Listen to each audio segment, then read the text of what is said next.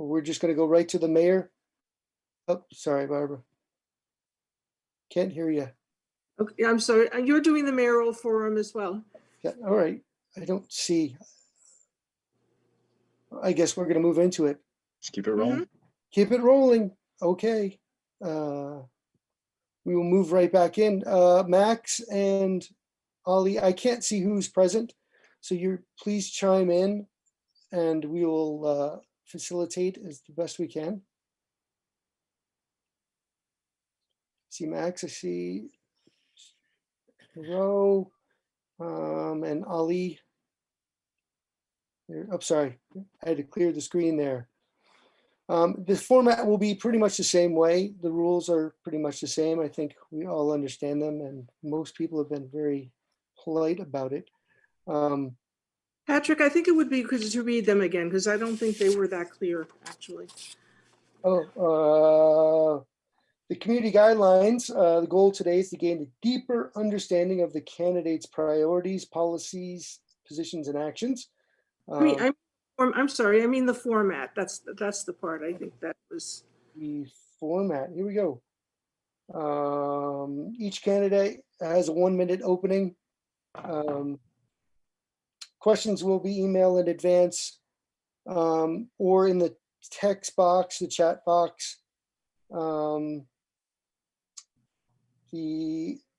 will review them the best he can as they're coming in and synthesize. The questions may not actually come out exactly as you worded them, but he will try to do his best to respect the nature of it. And please include your name and your ward when asking the questions. Each candidate has a minute to answer the questions with a little latitude given if you're really, it's really not enough sometimes. But we'll try to be equal to everybody. And then maybe a 30-second response as everyone would like, and I'll try to be as fair as possible. With keeping track of little family feud squares here, who gets what. And then at the end of it, 2 minutes for a closing statement. Does that seem fair to everybody?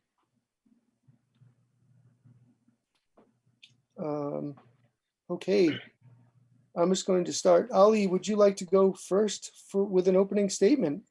Absolutely. Yes, can you hear me all? Mm-hmm. Yes, okay. Thank you so much for having me here in front of all of you, the NPAs of Ward 2 and 3. As you know, my name is Ali Dieng, and I am proud to be running as an independent for mayor of the city of Burlington. Because I believe that our city needs a trustworthy leader with an inclusive vision that can bring people together and transforming this small city as the best small city in America. And my campaign and the campaign of my team, it is all about implementing that vision that is a fair and equitable for the city that works for every single person that live here. And also a city that seeks to eradicate all systems of oppressions, discrimination against people of color, minority groups, a city that strives for sustainable economic development, smart growth, and respect our lake and the environment, as well as the safety of and well-being of the people that live here. And most importantly, fiscal responsibility. We need to reassess and see where we're going, because I think COVID has taught us one thing: we were not ready. And but the community members here are just incredible, and each one of them showed up. Okay, thanks. So, sorry to interrupt you, Ali. We're gonna try to keep it as brief as possible. So I just cannot. Do you give warnings? 10 minutes. Oh, I'm sorry. Do you have Molly in your screen? She is our timekeeper. Okay, Molly. Thank you. Max, since you're at the top, and I'll go in reverse order at the closing to make it as fair as possible, if you don't mind. Sure, that sounds great. Well, thanks so much, Patrick, and to the MPA Steering Committee. Really appreciate you bringing us together. This MPA has been an important part of my life for the last 10 years. As an active participant, it's been such a joy to be eating dinner with you month in and month out and getting a chance to really get to know you. I can't wait till we get back to that point. I think that this pandemic has really shown us the value of community and the need for us to emphasize how much strength comes from community. And that's really what drives me to run for mayor. I want to be a mayor that brings our community together around these shared values of equity and justice, and making sure that we are not only addressing the basic needs of our neighbors in the context of this pandemic, but also making real progress on the pressing issues of our time, like the climate crisis that we face, the housing challenges and the unaffordable prices that so many face in our city with housing costs, as well as systemic racism that continues to cause harm to our neighbors of color across our city. And so these are the issues. This will be the focus of my administration, and something that I'm really excited to share my vision with you about tonight. Perfect, thanks. And Miro, would you like to take your 1 minute?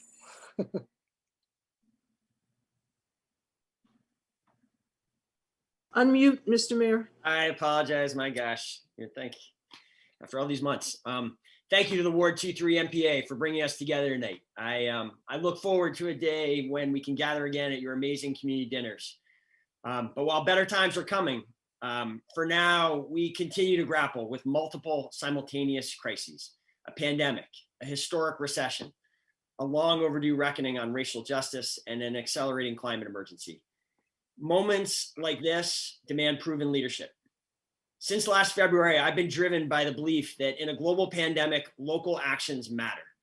Every day since, we have fought the virus as our top priority in the city by, for example, creating a city analytics team to scour the globe for the best science on the virus, deploying millions of local and federal dollars with a focus on protecting the most vulnerable through strategies like creating a new year-round low-barrier shelter, and coordinating with, and when necessary, pushing hard, our partners at the hospital, the state, and the colleges. This effort, combined with the incredible sacrifice and vigilance that you all have made, is the reason this community has weathered this crisis as well as any other in the country. If you give me the opportunity to continue to lead this great city, this is the kind of relentless commitment I will bring to our other major crises. I look forward to discussing our plans over the course of tonight. Okay, thank you.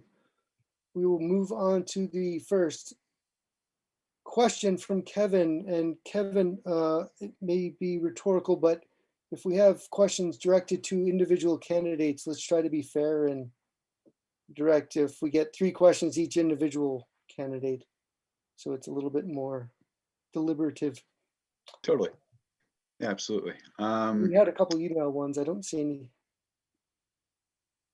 There was one so far in the chat, but there are a few that were emailed. So we'll start with the top. So this is from Andrew Champagne of Ward 2. As a 25-and-a-half-year resident of the Old North End, safety is my paramount concern. All are concerned with safety in our neighborhood and the downtown. It would be appreciated if the candidates could address the question of safety and present any proposals in this area that they might have. All righty. We'll start off with Max,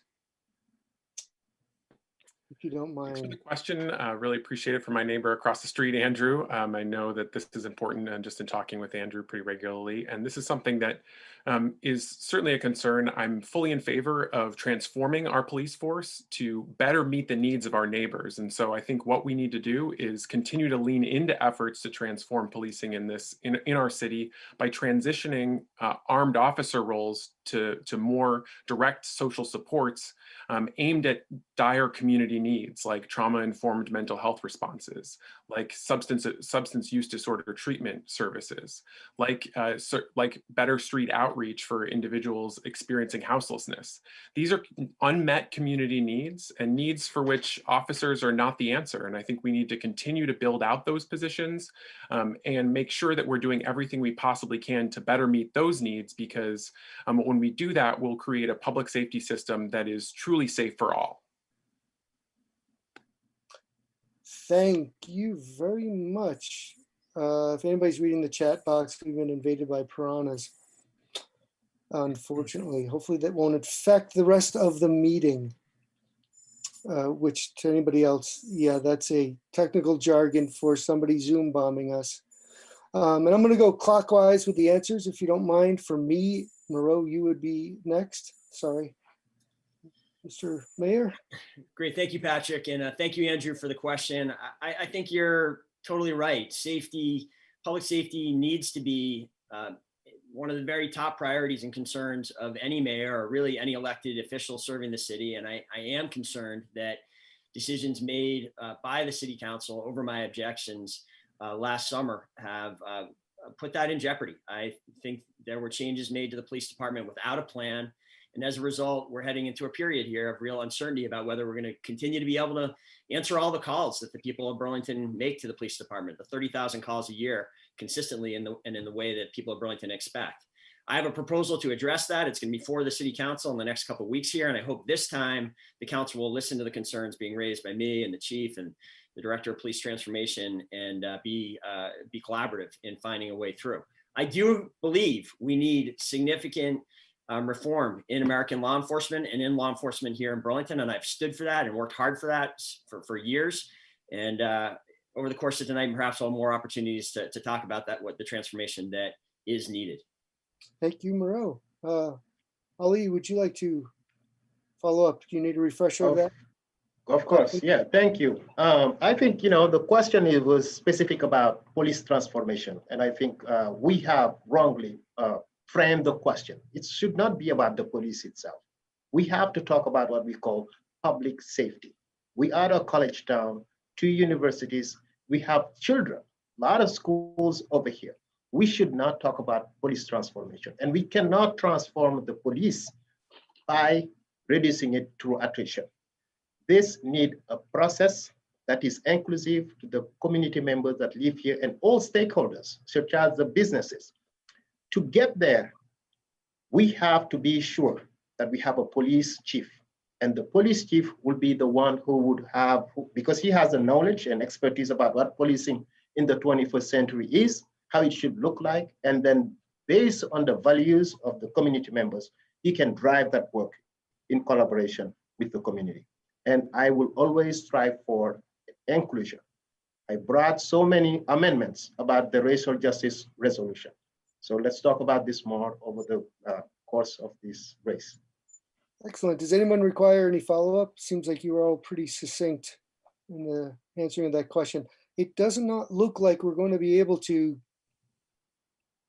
have any people type in questions into the chat box anymore. Looks like it's been pretty much saturated.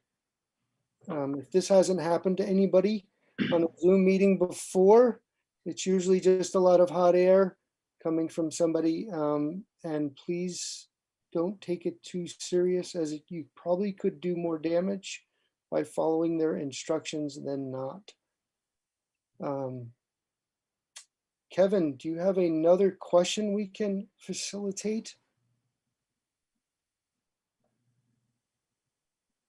Can't hear you, Kevin. There we go. Yes. Next question is from Megan Humphrey. Very specifically, what would each of you do to provide better oversight for the city's police department in order to eliminate racism? And Mr. Mayor, would you like to first answer on that one? Yeah, I'd be happy to. We've had several efforts in the time that I've been mayor that I think are great examples of how you do this work right. First of all,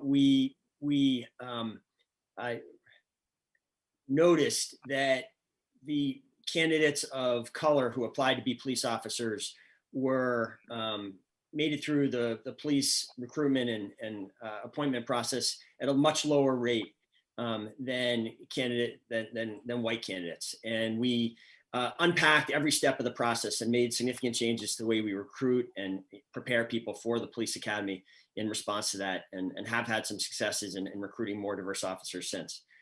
Another great example is we had an issue several years ago with a real racial bias being shown in traffic stops. And we took an analytical attack to that to try to really understand what was going on, broke down the performance of each officer, and then showed each officer what their performance was. And we saw some really dramatic changes and movement in the right direction in the wake of that. And by some measures have made real progress on the bias in those stops. Those are great ways that you actually get into the details and make change. Thank you, Mr. Mayor. Ali, would you like to go next? Do you need a refresher of the question at all? Yes, I think the question was about policing oversight, what we will do as mayor. And Okay, good. Just want to make sure. That doesn't eat into your time, but I wanted to make sure. Okay. Okay, go ahead. Okay. Please stop. Thank you. So, I mean, I think when we talk about every police should have what we call an oversight body. And currently, the question is a police commission playing that role? And from my perspective, I don't think they are doing it. We need to rethink policing in the 21st century. And to do that, we have to include the community members that are being policed. Through an extensive and lengthy process, we will find the right program, the right oversight for the community of Burlington. I am just against rushing things. I was completely in favor of what Perry Freeman brought forward. It was vetted, it went through a lengthy process, but unfortunately it was vetoed. So as a mayor, I will start the process again, including the police commission, the community member, and like I said before, making sure that it is the police chief who will drive that work and will respond to my administration. Thank you, Ali. And Max. Yeah, thank you so much for the question, Megan. Really appreciate it. It's a really important question because we know we have lots of work to do to address and uproot systemic racism in our city. We have real problems when we have force being used at record levels as it was in the last year against Black people in our city. When we have disproportionate traffic stops remaining persistent for people of color remaining persistent in our city. We know that we need real independent oversight, and that as a part of that, we also need independent investigative authority with subpoena power. And then as a result of those investigations, we need to vest that independent oversight body with real authority to make disciplinary decisions. We've seen the real drawbacks in the last several years of vesting that authority exclusively in the chief. 2 weeks of unpaid leave or unpaid punishment for the incidents that took place did not by any means meet the severity of what was done to those individuals. And so we need, looking at these broader trends and these specific incidents, we need real independent oversight with disciplinary authority. Okay, any follow-ups required, Mr. Mayor? And Ali, if you'd like to follow up, you're welcome to one as well. Great, thank you, Patrick. I was hearing Megan's question as about, what is the kind of police work you need to do to bring to address racial bias in policing. Certainly oversight is part of it. And, I believe I was the first elected official to say a year ago that we had a problem in our charter, that our current system vests near absolute authority in the police chief, and that's something we need to change in the charter. I do support reform of the charter. We've got to get it right, though. It's got to be a system that we all can be sure, and the people who are going to need to serve on it can be sure will be fair and impartial. That was why I vetoed the charter change a couple weeks ago. I didn't think we could ensure that, and I thought it would make the problems that I talked about before of not being able to respond to Burlingtonians' calls worse. We're going to keep working on this as soon as the next couple of weeks, and we're going to get it right. All right, thank you. Ali, would you like to add any additional comments? Yeah, other than let's all think about how do we get here? I think it is just because some actions that we were supposed to take as elected officials, we did not. And that ended up having young children during a state of a health emergency camping in our parks. Definitely police oversight is needed, but we should not rush them. And we have to just make sure that those with expertise and knowledge can drive the work, including the community, to get it done. Okay, thank you. And Kevin, do we have another question pulling from the troves we have? Yes, we do. Next one is from Jessica House from Ward 3. This is for everybody. Incendiary, antagonistic, and polarizing rhetoric and behaviors seem rampant in politics today at all levels, including within our city. Genuine curiosity, empathy, and thoughtful discourse seem to be lacking. How do you plan to foster spaces within the city's governance for thoughtful discourse and collaboration among those with differing thoughts and perspectives? And to that end, what is something you admire about the perspectives of each of your opponents as you have collaborated with them in our city's governance as councilor or mayor? Oh, that sounds like two questions. Yeah, it kind of is, yeah. Well, if you take on both of them, we can allow for a little bit longer period of time. And bonus points. Yeah, they're both pretty worthy questions. Ali, would you like to go first? And we'll give Yes, you I a would minute and be. a half if you tackle both of those questions. Okay, so I will need your help. And I think all about my administration would be this. I am not an expert, but I would rely on those who know and have the knowledge, expertise in subject matters to help and to drive the work that we need. The most important thing that we need to strive for is to be civil. Currently, we develop a vaccine for coronavirus. And I think the next step is for the hospital to look into a vaccine to help people be civil. In Burlington, we should not be fighting each other. 42,000 people live here, have children here. You go online, it's unbelievable. We need to come together. This is a community first, and we are known with a community mindset to get things done. How do we get here? It is partisan politics most of the time. Local organization, political organization are now driving the agenda. It's no longer the council nor the mayor. It's just people who have voice can speak up. The other aspect of the question, maybe I'll take it as a second. Well, go ahead. Start just, yeah, I believe, Kevin, you want to refer to that second part of the question just to make sure that it's clear. Yeah, it seems it is like, how do I, the question was specific around what do I like about my opponents, right? Somewhat, okay, okay.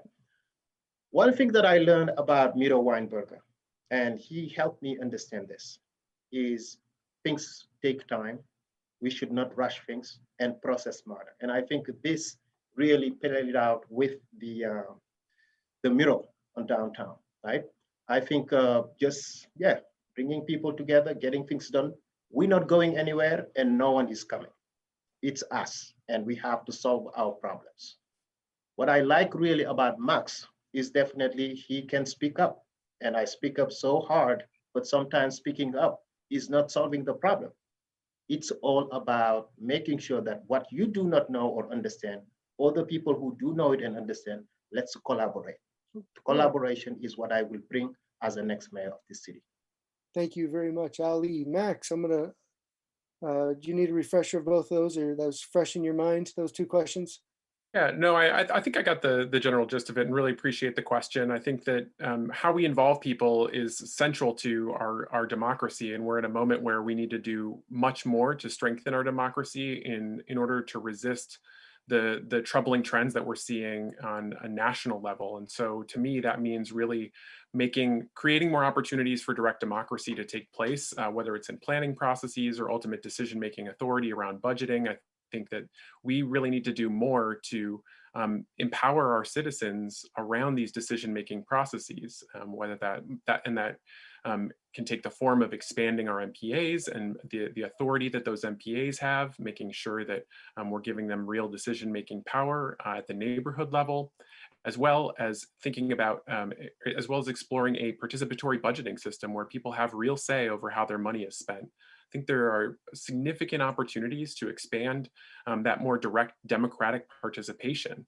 I want people to be able to show up as their authentic selves. I think there's a real challenge and balance to that, as I found out in the last year as council president, hosting some of the longest forums in city history.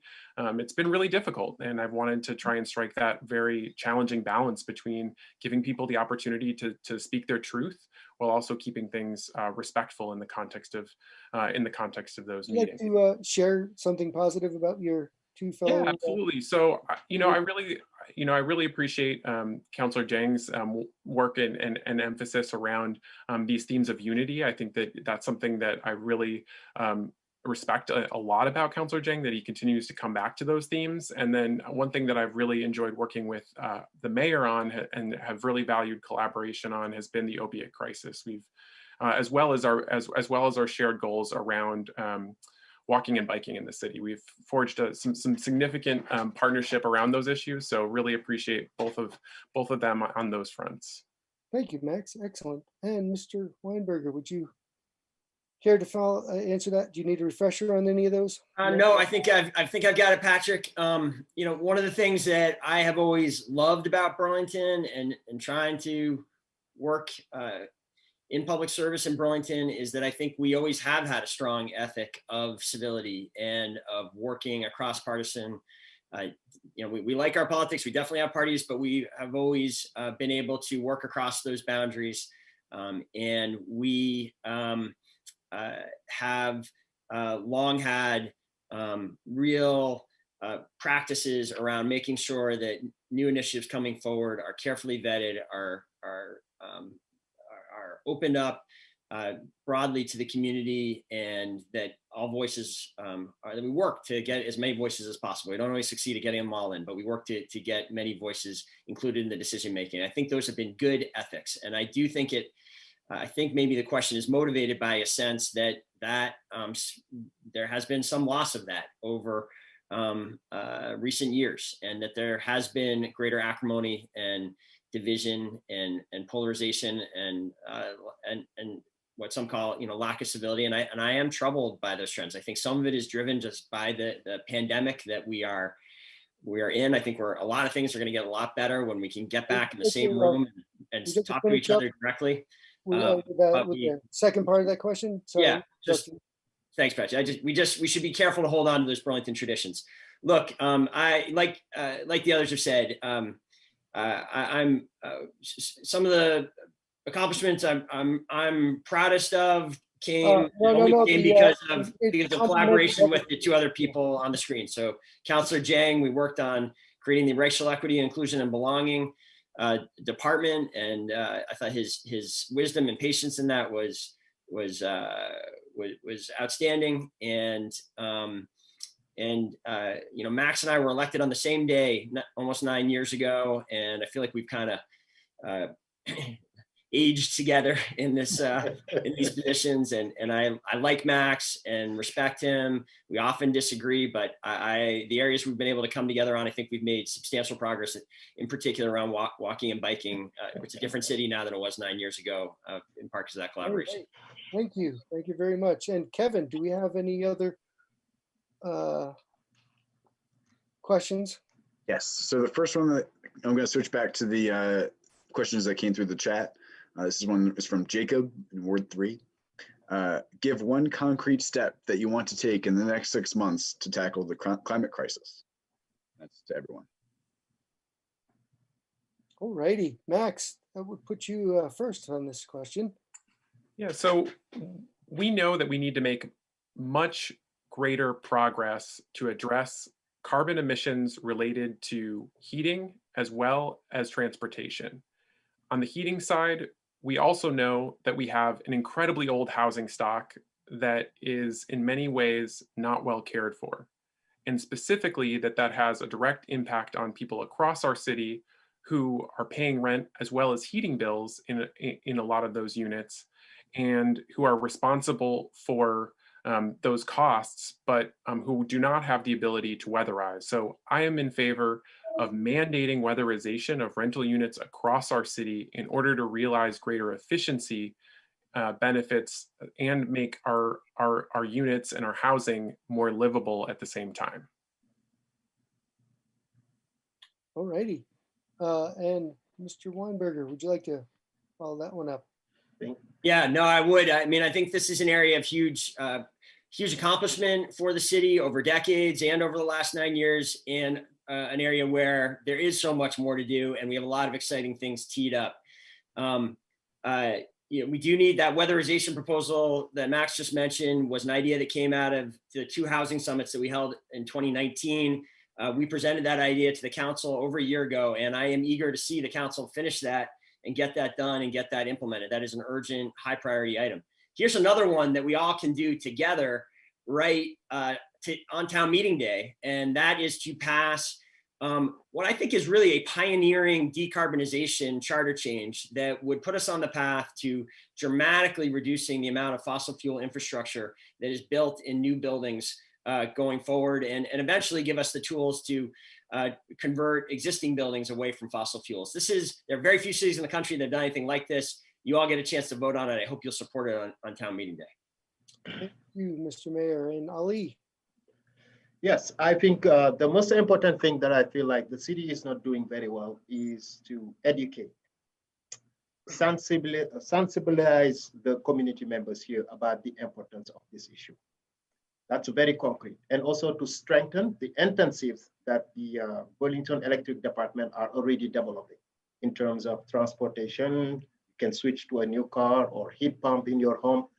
But I think it would be concerning for so many people in this city if we pass that ballot item around thermal energy, because so many people have been hit so hard by this virus, and it would be imperative to just strengthen the services and program we have in place, and also to look into the future of the plants that is currently being run by wood, which is also not 100% clean energy.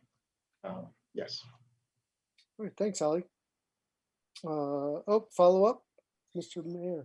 Yeah, I want to be clear there. I think Ali was opposing the charter change that I just supported because he's concerned about the impact on people's pocketbooks. I want to be really clear, like, that is not what a yes vote will do. A yes vote will give the city the authority to regulate thermal energy, which is something we need to do if we're going to get serious about addressing the climate crisis here in this city.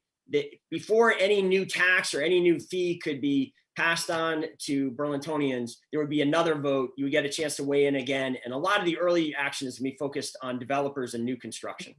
Thanks. And to be clear, by thermal energy, we're talking about the McNeil plant waste energy, or you're talking? No, actually, this is exciting.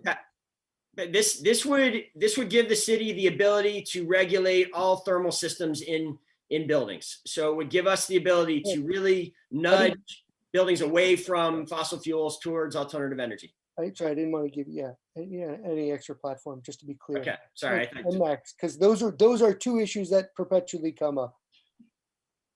So I do want to say that I do also support this charter change. I think that it's important that we continue to incentivize and create ways for us to not have additional fossil fuel infrastructure built related to heating. And so I do fully support the charter change. I think it will move us forward in important ways. And I encourage all of you to vote for it on town meeting day. The other piece that I just wanted to address is that I think that we need to build a district energy system. So we know we have lost heat coming out of the McNeil plant. One of the biggest things we can do to address our carbon emissions from heating is to create a district energy system, capturing that heat and using it to heat our homes throughout the homes and businesses throughout the city. Thank you. And that district heat is what I was referring to. But all righty. May I have a rebuttal? Sure. Thank you. Yes, I think the mayor is correct. Like, the yes vote for the thermal energy ballot item will not increase your taxes. But ultimately, that's what it will do over time. The city will come back again requesting for people to switch or be taxed, have a levy tax applied to them. Another element that I have been talking to about the director of the airport. In terms of transportation, any taxi that is at the airport, they should all be taxis that are run by electric cars. Okay. No more fossil fuel parking at our airport. All right, thank you. That's concrete. Kevin, do we have any other wonderful questions from all over the city, probably, not just Ward 2 and 3? Most likely, but I think this one is actually from the hood. So Here's one from another one from Andrea Todd. For everybody, we all have areas of weakness as humans. What are your leadership weaknesses, and how do you envision compensating for those areas? Okay. And I believe I've lost Ali. Ali, right? Yeah. You're Wonderful. first. Thank you, Ali. Okay. Yes. That's a great question. I think that's an amazing question. And I think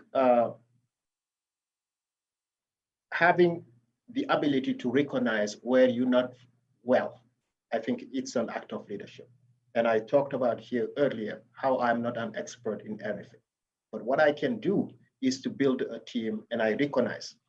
Also, I am very pragmatic, forward thinking. And I think one thing that's very concrete is my concern about responding to people.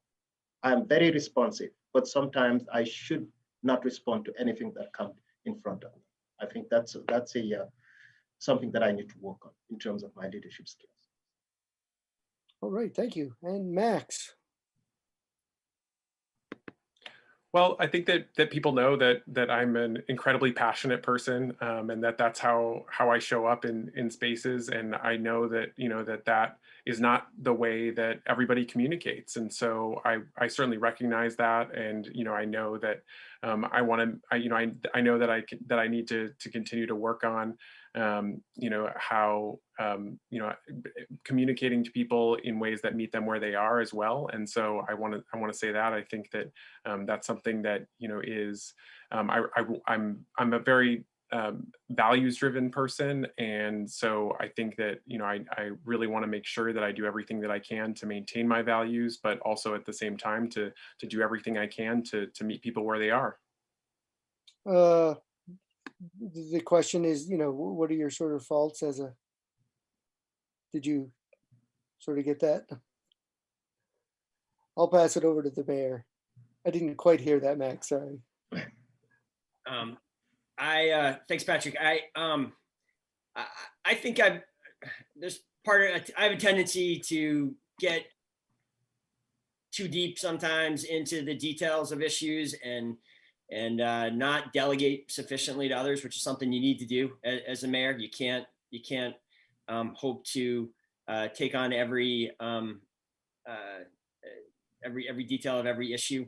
I've tried to compensate that over time by surrounding myself with an outstanding team of department heads, a group of individuals that will tell me when I'm wrong and tell me when I need to let others take the lead and do their jobs. I hope I've gotten better at over 9 years, but I can still fall a little victim to that at times. All righty. Okay, Kevin. Okay, next up, we have a question from Roxanne Muse. There's a lot to this question, but to summarize it, this is a question for Miro regarding the charter change addressing police reform. So what would you have done differently if you could do it all over? And what is the first thing you'll do as mayor to start making the bold changes I believe you all want? And you all meaning the Progressive Caucus and the council. Okay, Max, I believe you're first.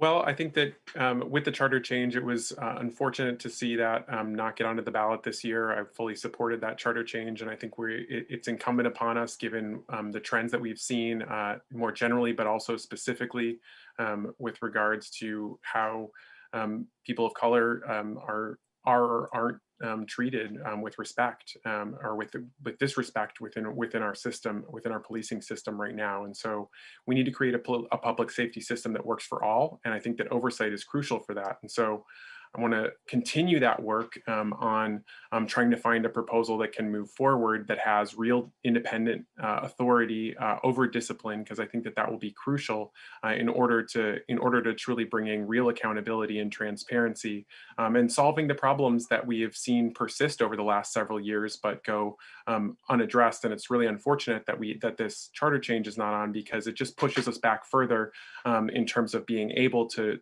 really put a solution before the voters. And so I hope that we're able to continue to work on that and get a solution, even if it requires, a special election or additional action. Thank you. And sorry to interrupt, but we do have the chat room right now is back open for any additional questions for Kevin to facilitate. Thank you, Max. And Miro, would you like to follow up? Yeah. So the question was, what would I have done differently? I laid out the 3 major concerns I had about the charter change. One was I thought that it was written in a way that it did not ensure that the justice, the discipline being administered by this new system would be fair and impartial. And I thought that would have a devastating impact on our department and really accelerate these troubling trends we've seen, where we will soon really have trouble answering all the calls that Burlingtonians make and sufficient and providing the public safety services that people of Burlington expect. That needs to change. I think there needs to be a clearer role. The chief was cut entirely out of the discipline process, or nearly entirely. I thought that was a problem. I also thought there should be a role for the mayor in the discipline process. Certainly, we've seen that the public holds the mayor accountable for these issues. The mayor should have a formal role. In terms of what I would do, I've already laid out there it was very hard to veto that. It was not something I wanted to do. So I laid out in my veto letter the steps that we would take to keep making immediate progress on this issue. Some things don't need to wait for a charter change. Perhaps I have a chance to speak more about it with more time later. Thank you, Mayor. And Ali, would you like to go? How would you do things differently? Yes, I think the most fundamental aspect about the issue of the police here is just a lack of transparency and also a lack of action. We have been just reacting, which is not what leaders should do. Leaders should act and act at the right time. If we took really good care of Black children being victimized in the city street, then we would not have been here today to talk about the police. I think action matters, and they speak more than words. Vision, it's what it is about. What would I do differently? Is basically just to make sure that the police culture has changed. And as a leader, I understand also what they go through every single day. We do not know what police officers go through, and I want to learn that. And yeah. Okay, thank you.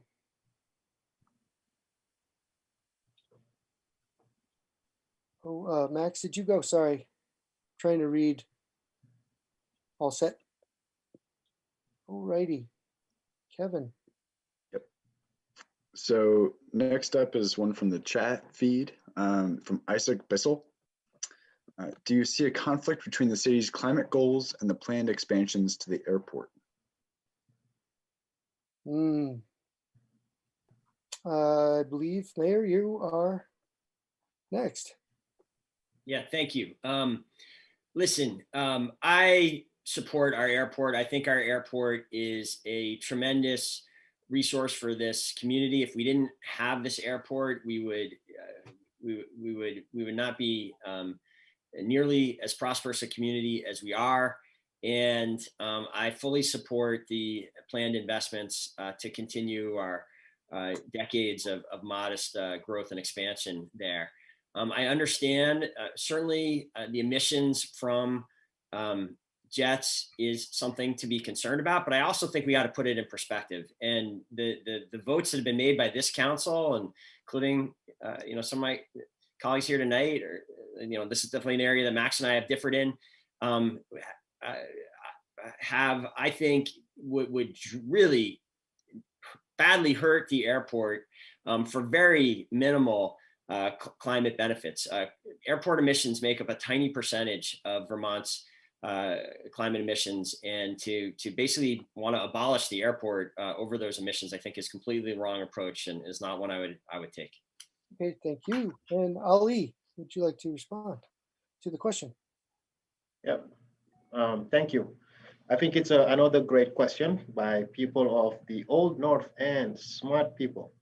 I think what I want to see in terms of our airport is what currently exists there. Currently, the airport has a hub in building airplanes or helicopters that are powered by clean energy. I want to make sure that the city of Burlington will strengthen what currently happens. And also we will lead the rest of the nation and make Burlington a hub in terms of how do we fight climate change. It's not only about the airport, but it's also the surrounding communities. And I think it would be important to have the real conversation. Do we need the F-35 here? I want to keep them in Vermont, but is the airport the right place to keep them there? I think those are two concrete stuff that I want to do in terms of climate change about the airport. Okay, good. Thank you very much, Ali. And Max. Thanks so much for the question. I think it's crucial that we examine and reduce all emissions related to transportation. We know that this continues to be an area where we're just not making enough progress. And so I think it's a real flaw within our net zero planning that we did not do more to include strategic planning around how to reduce emissions at the airport. I think that some of the moves towards expansion of the airport do contradict or go against those goals, and that we need to be thinking of ways that we can strategically get those emissions under control, so continue and bring them down over the next several years in a big way, because absent that, we're facing climate catastrophe, and we need to be having all of these different types of emissions addressed. And that also applies to the F-35, which is one of the bigger sources of emissions and fossil fuel usage, on a pretty regular basis. And so we need to make sure that we're doing everything we can to resist the F-35s as well, because they're a climate disaster. Okay, thank you, Max. And I would like to add noise more than anything for those F-35s. Mayor, you would like a follow-up response? I would, Patrick. I do want to talk a little bit about the issue Ali just raised about Beta, which is this pretty remarkable company that is at the airport that does hold great promise for transforming the airline industry flight over time towards electrification. We have taken very strong and aggressive steps to support that startup company and help it grow and get established here. And I'm very hopeful that you're going to see that flourish further. That could become part of this larger strategy of strategic electrification that Burlington really is a pioneer of, which from my perspective hasn't gotten enough focus and attention as a comprehensive solution to climate change. Strategic electrification, which Burlington is leading the way on, is the way to address a great percentage of our overall climate emissions. Thank you, Miro. Just to chime in quickly, sorry, Ali, I'll give you a second to respond again. We have been trolled again. A Zoom troll has attacked us. So please be mindful if you're scrolling through that these are not reflective comments of our community. What's the username? Max Tracy. We're deleting them as they come up. It seems to be the same person coming in. Just so people understand who aren't necessarily familiar with troll. Cool. There's a lot from So sorry, Ali, to interrupt the flow of the conversation. Would you like your response? Yeah, it will be, and it will be very quick. And I think the Miro is right, that Beta is doing an amazing job, and it's just a start right now. But strengthening it will go a long way. And earlier I talked about in terms of making sure that all the taxis that are currently at the airport need to be given a mandate. Basically, but in 5 years, they all have to switch to electric cars, right? Otherwise, they won't be able to park there. And how do we also have that conversation with the rental companies that are there as well? Okay, thank you.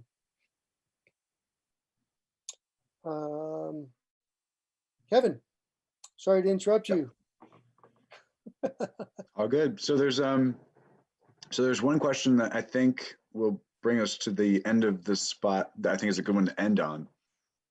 This one came over email, and it's to everybody. Please talk about your management or leadership experience and how you plan to use that experience to lead Vermont's largest city. Okay, and I'm sorry, who was next? I cannot multitask to save my life. I think it Miro. would be me. Oh, Ali, would you like to go Yeah. first? Thank you. Okay. My leadership, I mean, maybe I'm the only one of these candidates who has an accent that is very strong, which means that I came here only 13 years ago. And today I'm in front of all of you, seeking for your vote to be the next mayor of the great city of Burlington. I think that only speaks to my leadership and to also my achievement. No English, 13 years ago, I created programs and projects that just help people to get better. Without a political party or backbone organization, I accomplished so much that I don't think my opponent, if we were in Africa, they would be able to accomplish. And I have done it all through collaboration, bringing people together and being civil. And that's what I would want to continue as the next mayor of the city. Thank you. All righty. And Max. Yeah, so I've been on the council for the last almost 9 years at this point, and during that time, I've been just taken a deep dive into all the different aspects of of city government, participating in 9 different budget cycles and involving myself in a wide range of different committees that have lots to do with that have familiarized me with the inner workings of all the different departments of city government, and just the crucial work that they do and how that is directly linked to the delivery of city services that people depend on. And so that's going to be a crucial thing coming out of this pandemic, is making sure that we are really prioritizing and those direct basic city services and making sure that they continue, and that we're also working closely with our employees, many of whom are bargaining unit employees. And as someone who has significant union and labor experience, I know how to work directly with folks in the labor movement in order to make sure that we're meeting mutually beneficial goals. Excellent, thank you. And Miro.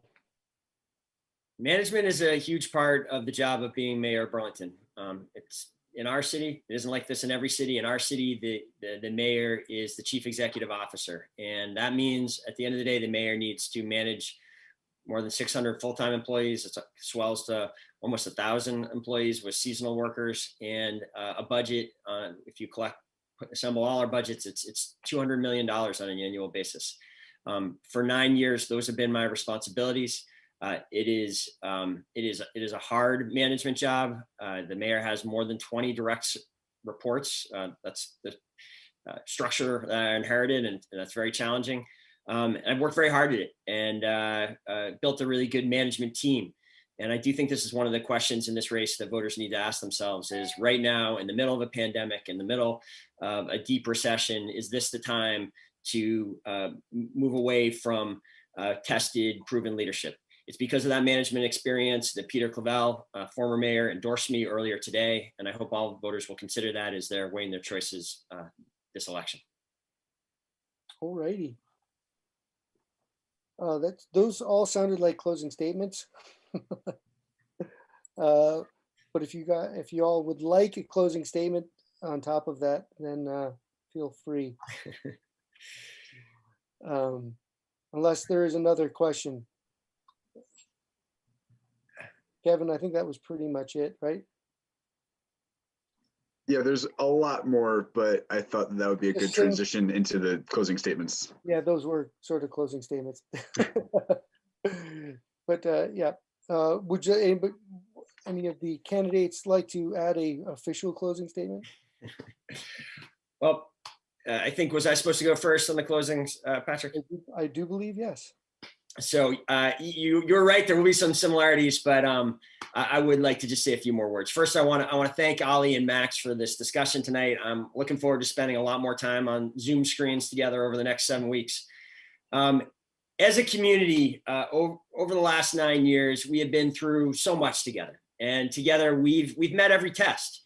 When I first came into office, the city was in trouble at the edge of junk bond status. And over the years, through a series of ballot items and important initiatives, we rebuilt our AA credit rating and locked in more than $17 million in rising of taxpayer and ratepayer savings. With that financial foundation secure, we've been able to make massive infrastructure investments into our sidewalks, our streets, our parks, and our water resource systems that protect the lake. And we've launched groundbreaking new initiatives that the city never did anything like them before to ensure equity and protect the most vulnerable, including new housing options for people experiencing homelessness, high quality childcare scholarships for low income children, and new resources for combating the opioid crisis as aggressively as any community in the country. All of this while keeping municipal tax rates increases lower than the rate of inflation. And in 2020, the most challenging year in local government in generations, we fought and contained the virus as well as any community in America, while also forging meaningful progress on racial justice and addressing the climate emergency.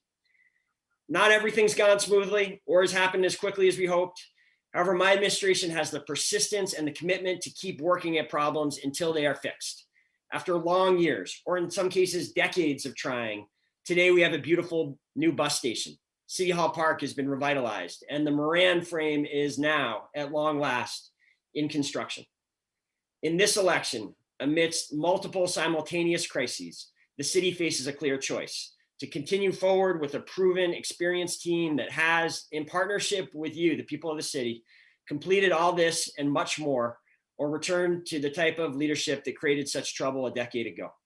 With your renewed support on town meeting day, I will apply this experience and commitment to the challenges ahead. Together, we will fight racism as a public health emergency, finish the job of restoring a vibrant neighborhood on the long troubled site of the former mall, and continue on our path towards becoming America's first net zero energy city. Thank you very much, Mayor. You've done a great job. And Ali, would you like to? I think it's Max, because I started earlier. Yep. Thank you. Thank you. Max.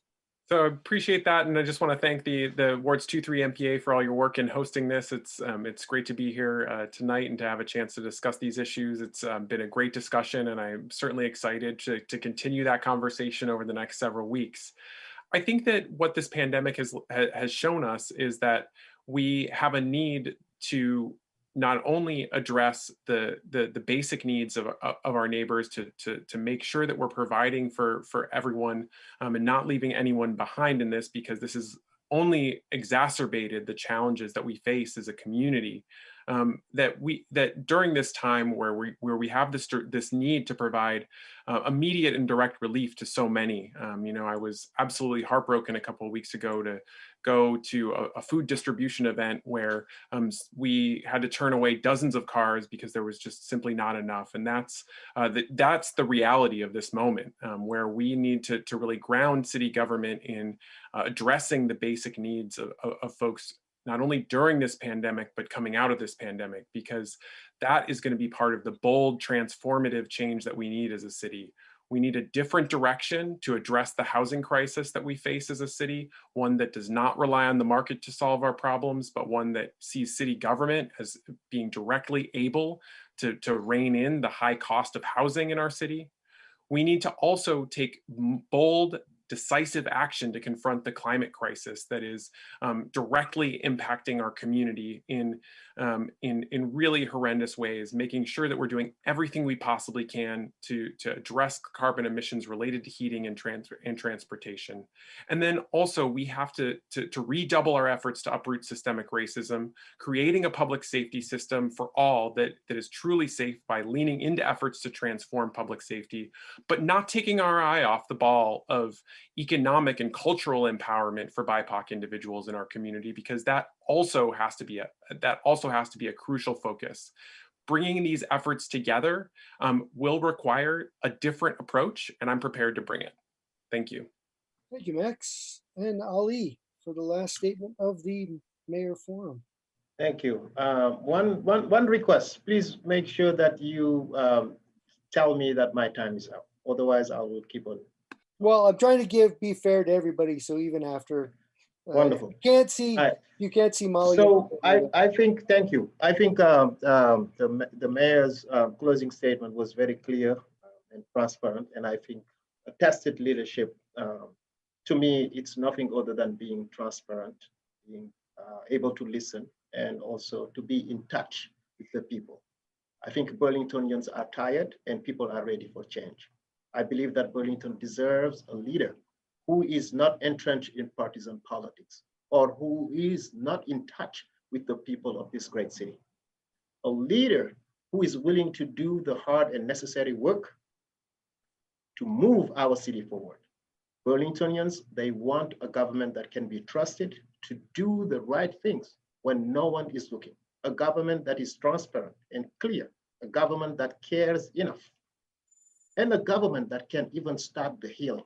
Community members are tired. They want to build unity around our community. And reason why I'm running for mayor. I also believe that Burlington is ready for change.